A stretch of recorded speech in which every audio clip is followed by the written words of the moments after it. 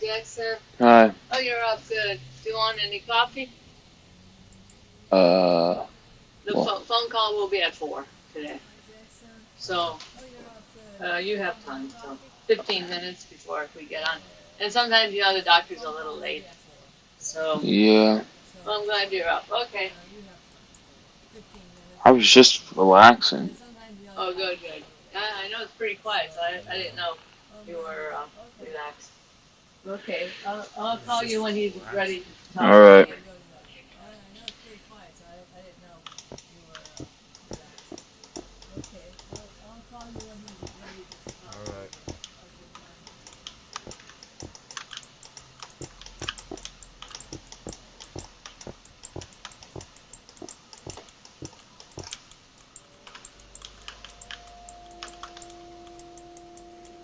Boom, boom, boom.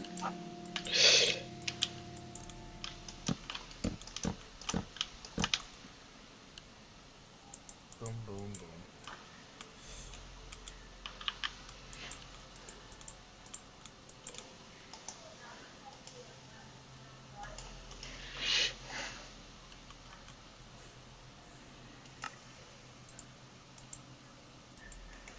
And this.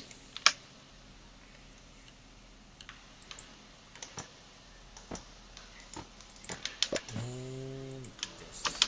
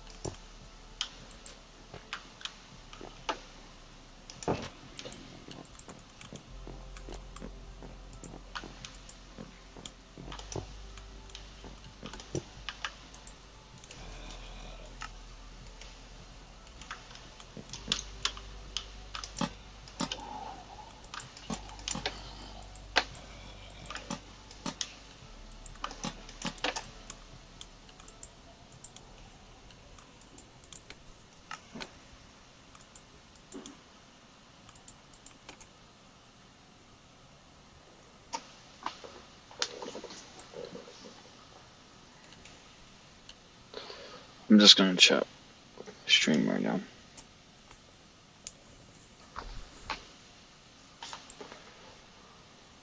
I'm just gonna check.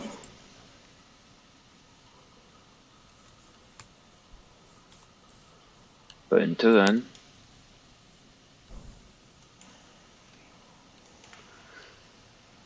But until then, YouTube. I'm gonna put something scary on. YouTube. I'm gonna put something scary on.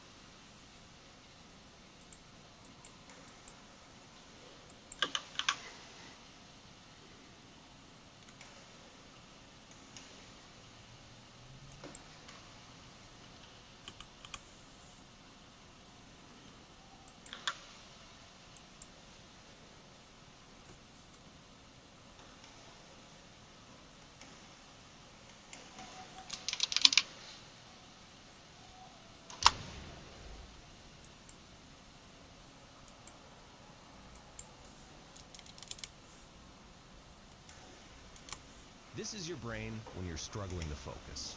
And this is your brain when you're in the zone. But getting in the zone. I have an appointment, so I'm gonna leave the chat for a brief minute. But there is gonna be a YouTube video on I have an appointment, so I'm gonna leave the for you chat guys, for so that way a you guys brief can minute. just be entertained while I'm There not. is gonna be a YouTube video on My name is Chris. Yeah. This for happened you years guys, ago. so that way you It's guys something can I actually just forgot be about until entertained recently. while I'm not. I was 17 that summer, working nights at a pizza place on the outskirts of my childhood hometown. I wasn't thrilled with it, but with no money and two parents who would have killed me for being unemployed, I couldn't complain. It was one of those jobs you take because nothing else is hiring. Slow shifts, sticky uniforms, and a beat-up delivery car that barely made it up hills. At least I didn't have to drive my own car. That would have sucked. Oh yeah, not that this is super relevant, but I do want to mention that the pizza was god-awful, like genuinely terrible. I couldn't understand, actually I still don't understand, why anyone in their right mind would order from that spot. If not for the technology and relatively nice atmosphere it provided, I honest to God don't think we ever would have gotten a single order. That place is definitely the thing I missed the least about my childhood hometown, and that's saying something. The one saving grace about working there was that because the pizza was so bad, or because the place itself was so far away from our downtown, or maybe a combination of the two, people rarely ordered from us, so most nights were dead quiet. I'm not going to bore you with the mundane details about how my nights typically unfolded. It was a pizza place. I'm sure you could fill in the blanks yourself. One night, I was restocking the fridge with drinks when the tablet buzzed with an online order. Large sausage and olive pizza. I remember that distinctly because we never got olives. The address was out in the middle of nowhere, past the edge of our delivery zone, and I remember getting ready to reject it out of habit. But before I could, my manager, this 30-something guy named Russell, who mostly sat in the back scrolling through Reddit, looked over and told me to take it, saying we hadn't had a single run in over an hour. I didn't argue, so when the pizza was ready, I typed in the directions on my phone and grabbed the pie. At least it would kill 30 or 40 minutes. As I was about to leave the store and walk to the car, I looked a little more carefully at the delivery instructions Russell had printed and stapled to the box, which I hadn't paid attention to until then. They said, and I remember this word for word, park on the street behind the house, walk through the backyard, knock on the back door only. That caught my attention a bit, but my 17-year-old brain thought of several rational reasons why someone might not want me to use the front door. Maybe they didn't want to wake an old person or a young child in the house. Maybe the front door of their house was being renovated. Maybe they wanted to hide the delivery from a parent or spouse. It really could have been any number of things. Plus, all I could think about was how slow the night was, and how much longer it was going to feel if I sat around folding boxes. So I just decided to do my job. But the second I stepped outside, I started having second thoughts. It was one of those summer nights that felt like walking through soup, hot, humid, and completely still, like even the air was stuck in some kind of invisible jelly. I don't know if this will make sense, but there's the stale, sour smell you get when it's really humid and still out. Sort of like old plastic and sun-baked dirt. That's what it smelled like out there. I hate that smell more than anything, but it was unavoidable. I had the windows down for maybe 2 minutes before giving up and blasting the AC. The delivery address wasn't in the direction of downtown. It was actually in the exact opposite direction, even though the pizza place itself was already kind of in the middle of nowhere. The drive was supposed to take just over 25 minutes, but it felt longer because of how empty the roads were. I'm definitely exaggerating a bit. It's not like there were no houses for miles, but it was much less dense the further I drove. When I finally got to the address, I realized I was coming up behind the house. The GPS had routed me along the skinny little side street that ran parallel to a set of backyards. There weren't any street lights, and the houses didn't have back porch lights either. It was all shadows. I remember slowing down and double-checking the house number because it looked totally dead. There were no lights inside and no cars in the driveway, just a sagging backyard with overgrown grass and a rickety wooden fence that didn't even close all the way. But still, I followed the instructions. I parked right there on the gravel shoulder, grabbed the pizza, and walked up the incline toward the back door. I had the pizza in one hand and my flashlight in the other, angling it down toward my feet so I wouldn't trip on anything. When I got to the top of the hill, I saw the back door. It was one of those old white ones with a small pane of glass at the top covered by a cheap curtain. I knocked and waited, but no one answered. I knocked a second time, knowing that my manager would be livid if I returned to the store empty-handed. After no response, I was about to knock a third time when I saw the curtain move. Not a lot, just this tiny little twitch, like someone brushed it with their finger.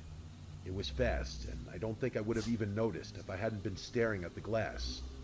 I stood there for another few seconds, expecting the person who was clearly standing right behind the door to finally open up.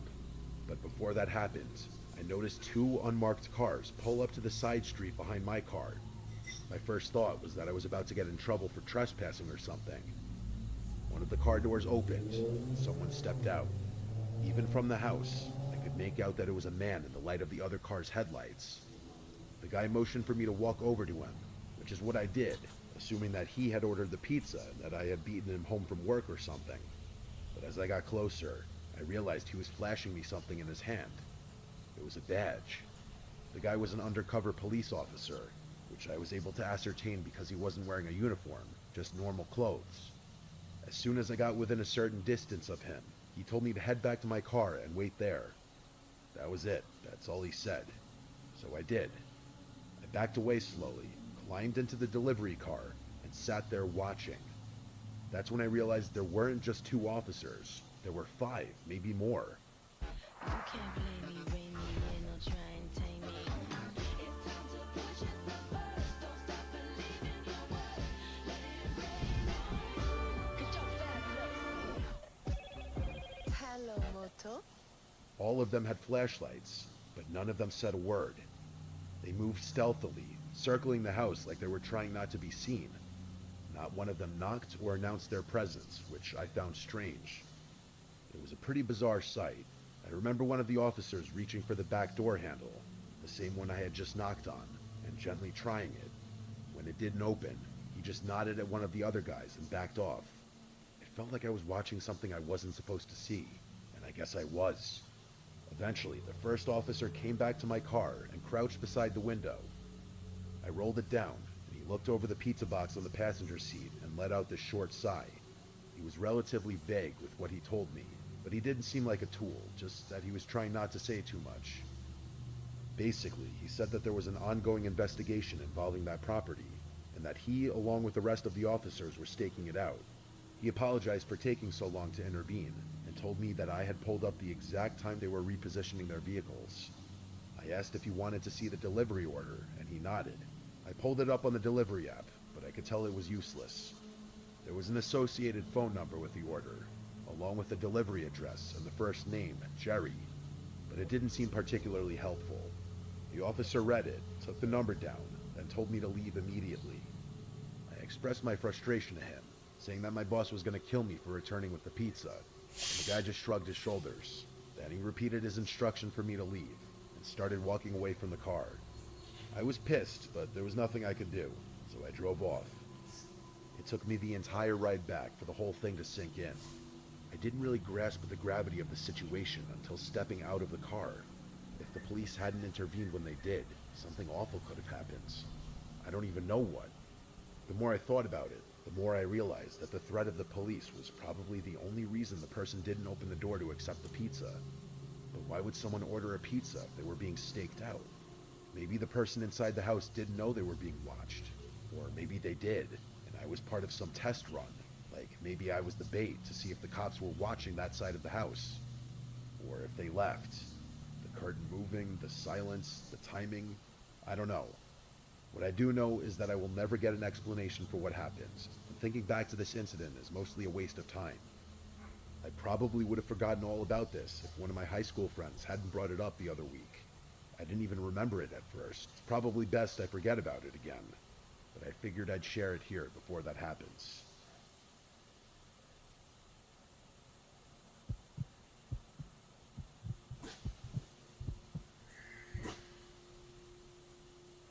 This happened just last year. I'm 40 now, married with 2 boys, ages 7 and 5. I work in insurance, which sounds boring because it is, but we're stable, and that's all I care about at this thing in life. A couple years ago, my dad passed away after a long bout with cancer. He left behind a beach house down in Delaware that I had never been to before. Sorry, Chad. I was downstairs getting some food. It's nothing flashy or Hungry. but it's in a fantastic And plus, didn't even eat breakfast today. boardwalk. My favorite part about it by far is the upstairs back deck that provides a really nice view of the ocean. We started going there every summer after he passed, using it as our escape. A week here, weekend there, it became our little family tradition. As much as my wife and I love spending time there, the boys love it even more. They'll spend hours on end playing on the beach, riding bikes, and exploring the town. It feels like a gift, something my dad left behind for us to enjoy. This story takes place during one of those weeks last summer. We'd gone down in mid-July, a Sunday through Friday kind of thing, when the crowds would thin out midweek and the beach was a little quieter. I remember the night clearly. It was a Wednesday. The boys had knocked out around 9:30 after a long day in the sun, and my wife and I were sitting on the back deck, playing cards and sipping wine. That's when our older son, Jordan, came outside. He had this uneasy look on his face. He told me he kept hearing a scratching noise in his room, and it was keeping him awake. I glanced at my right, put my glasses on and stood up, telling him I'd go check it out. I told my wife to hang tight. I figured it was probably just generic house sounds. It is a pretty old house after all. What? The boys don't share a room, so I figured there was no need to wake our younger one. I followed Jordan downstairs to his room, and he pointed to the wall near his bed and motioned for me to be quiet. We both stood there for a while, and I didn't hear anything at first, but I didn't want him to think I didn't believe him, so I stood there a little while longer. After maybe 20 seconds, I finally heard it. faint at first, but definitely there. A soft scratching sound, just like he had described. I crouched down and pressed my ear to the wall. It didn't sound like an animal up in the rafters or anything. It sounded like it was coming from inside the wall, lower down and closer to the baseboards. That's when I heard it. Breathing. Not an animal, definitely not. It was deep, slow, human breathing. I flinched back and let out a sharp Jesus Christ without even meaning to. And then, I'm not kidding about this, I heard the most guttural and angry scream I've ever heard ring out from somewhere inside the wall. It caught me so off guard that I yelled out again, a feeling of existential dread hitting me right in the face. I grabbed Jordan by the arm and yanked him out of the room. We ran down the hall to get my younger son, Scott, who was still sound asleep. I didn't even give him a chance to open his eyes. I just scooped him up in my arms and ran. I needed to get back upstairs to the deck where my wife was. That was the only other thing on my mind at that point. As we reached the base of the stairs, I yelled for her, and I heard another scream come from somewhere behind me, only much closer this time. I turned around and saw a man, covered in filth, charging down the hallway straight at us.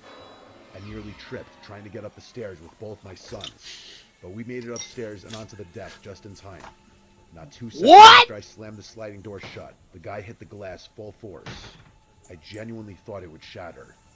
He started clawing at the door like an animal, shrieking and pounding, all the while yelling things I can't bring myself to repeat. I threw my body against the door and yelled at my wife to grab the kids and call the police. She grabbed them and covered their ears, pulling them back from the scene. I kept my eyes on his, trying to block the view of him from my family. He was wild, completely unhinged. His hands smeared something. Dirt, blood, I don't even know. He smeared it across the glass as he banged and tried to force the door open. I don't know how long I held it shut. A minute, 5, it felt like forever. He seemingly had unlimited energy, because it took all my strength to keep that door shut, and he didn't let up once. All I could think about was protecting my family. I was fully prepared to fight the guy if the glass broke, but before that happened, the police finally showed up. They must have come around the side, because within seconds, I saw 2 officers inside the house running at the guy who was still banging on the door. One of the officers tackled him from behind, and the other one helped restrain him. The rest of the night was a blur. After getting that guy out of my house and in the back of a police car, the officers asked me for my version of things, which I told them. Together, the 3 of us inspected the house to try and assess how that man had been inside the walls, and how he had gotten out so quickly. Turns out, the house has a crawl space I didn't know about. There's an entrance underneath the back porch that you wouldn't know was there unless you were looking. From there, it leads into a standing crawl space that runs alongside the foundation and has a second access point through a loose panel in Jordan's closet. I had no idea it was there. I'd never done a full inspection of the house when I'd inherited it. Hell, I didn't even bother refinishing it. A few days later, I got more information from a detective who called to follow up.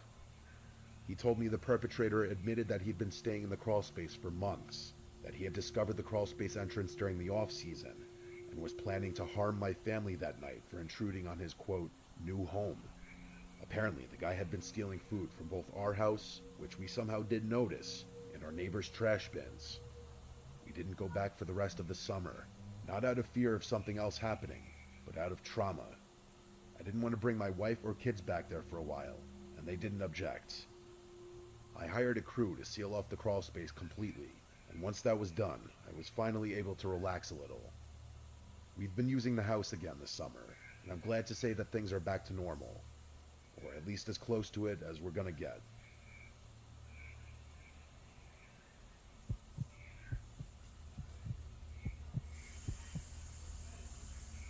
I grew up in a kind of rural area where you could ride your bike for miles without seeing another person. Like a lot of people, my favorite season was always summer. It still is, actually, but it's been a while since I lived out in the country, so summer's lost a little bit of its charm. A lot of what made summer so special to me is tied to life in the middle of nowhere.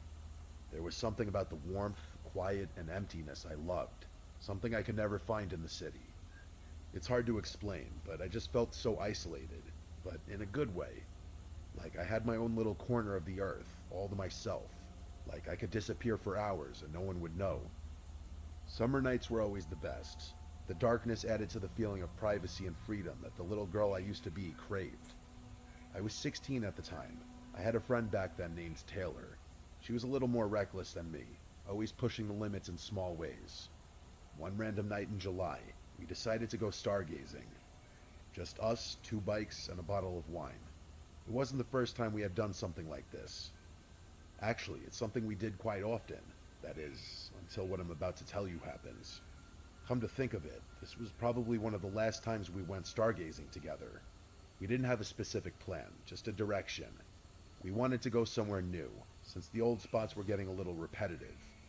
Taylor said she knew a good spot past the edge of town, some abandoned stretch of farmland where nobody ever would bother us. It was sometime around 10 o'clock when we left. I'm not sure how long we biked, maybe 20 minutes, maybe 30, but we didn't stop until we were past anything even remotely civilized. At some point, Taylor just stopped her bike abruptly and told me we were here. I wasn't really sure what here meant, since there were no descriptive landmarks around, but it still felt perfect. Wide open field, no buildings, no fences, no cows, just a huge patch of grass and the endless starry sky. We spread out a blanket and popped the cork with the little opener Taylor had somehow remembered to bring. It was some cheap red wine that didn't taste all that good, but it did the job. We laid there for a while, passing the bottle back and forth, pointing out the few constellations we remembered by name. Our goal on nights like this was always the same: try and spot a shooting star. At one point, Taylor asked me if I thought we'd actually see one, and I told her probably not, but to keep looking anyway. They're not as uncommon out in the country where you can see so many stars, but you still have to pay attention. Shooting star or not though, we were having a great night. The wine was definitely doing its job, and I started feeling myself slipping into drunkenness. It was the kind of night that made you feel like time didn't exist, kind of like what I was talking about earlier. This isn't super relevant to the story, but it's one of the few things I remember about the night, so I'm going to quickly tell you anyway. There was a very brief moment that felt like a blip in the rhythm of the night. We were leaning back, and Taylor looked at me in this way that made me wonder if she wanted something more than friendship. Growing up, I always had that suspicion about her, but it was never motivated by anything more than curiosity. But that night, it felt a little stronger than I could recall it ever being. I didn't ask, didn't say anything. That kind of thing just wasn't talked about openly where we grew up. And besides, maybe I was just tipsy and reading too into things. Either way, it passed. We laughed about something dumb she said, and then looked up just in time to catch a shooting star streak across the sky. If anyone has ever seen a shooting star, they know the uncontrollable reaction it elicits. Like, you just can't help but laugh or shout something out into the night. The two of us giggled, and Taylor told me to make a wish. I don't remember what it was, probably something silly. We leaned back and talked for a few more minutes, our moods a little uplifted from seeing the shooting star. I closed my eyes for a moment, not to fall asleep, just to feel the breeze on my face for a second and settle further into the stillness. I swear on my life, my eyes were not closed for more than 5 seconds. But when I opened them, Taylor was gone. Like, gone. Not just off to pee or fiddling with her phone. She was actually gone, which I could tell from the fact that both she and her bike were nowhere in sight, even though mine was still sitting right next to the blanket. I sat up fast, thinking maybe she was messing with me, but even after turning a full 360, I couldn't see her. In that moment, I felt this unexplainable feeling of fear wash over me. The empty field I was sitting in suddenly felt suffocating, and the gentle charm of the night was replaced by panic.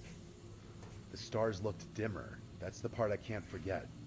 The sky was still there, but it felt off, like someone had turned the brightness down or smeared something over it.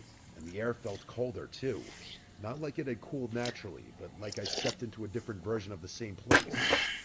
I know I'm not making any sense, but like I said, the feeling was unexplainable. I pulled out my phone to check the time. It was 3 a.m. exactly.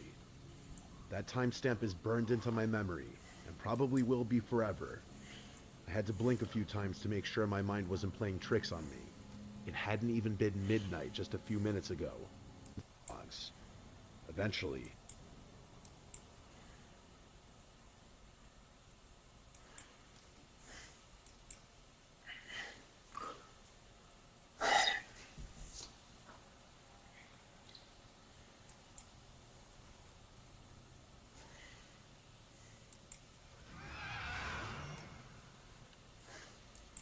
So, chat.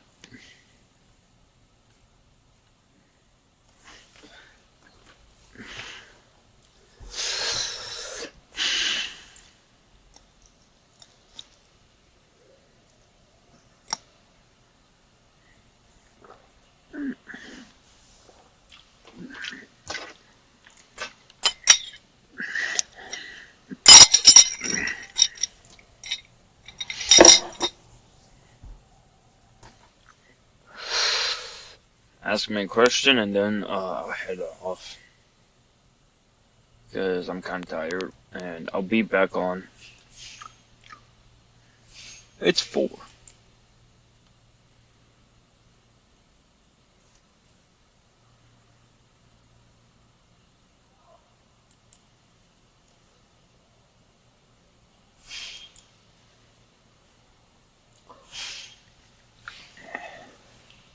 So chat.